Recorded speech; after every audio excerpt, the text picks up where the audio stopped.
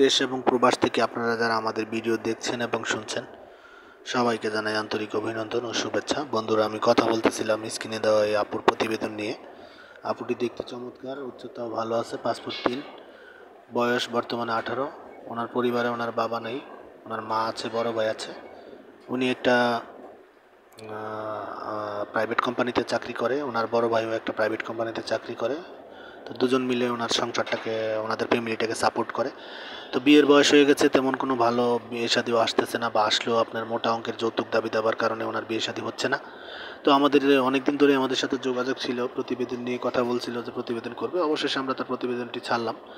তো ওনার কথা হচ্ছে পাত্র বয়স 35 থেকে 40 মধ্যে থাকতে হবে, সে কোনো কর্মঠ একটি ছেলে হলে চলবে।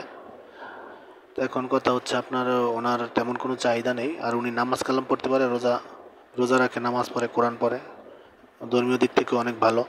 তো আপনারা যারা ওনার সম্পর্কে আরও ডিটেলস জানতে চান, কেন সে প্রতিবেদনে আসলো বা তার ইচ্ছা কী, তো ওনার মুখ থেকে সব কিছু জেনে নেবেন। স্ক্রিনে দেওয়া নাম্বার আছে, নাম্বারে যোগাযোগ করবেন। আর আপনারা আমাদের চ্যানেলটিকে সবসময় সাবস্ক্রাইব করবেন, লাইক কমেন্ট শেয়ার করবেন, চ্যানেলটিকে সাপোর্ট করবেন। আমরাও আপনাদেরকে সামনের দিনগুলোতে আরও ভালো ভালো প্রতিবেদনমূলক ভিডিও উপহার দিতে পারবো আশা করছি।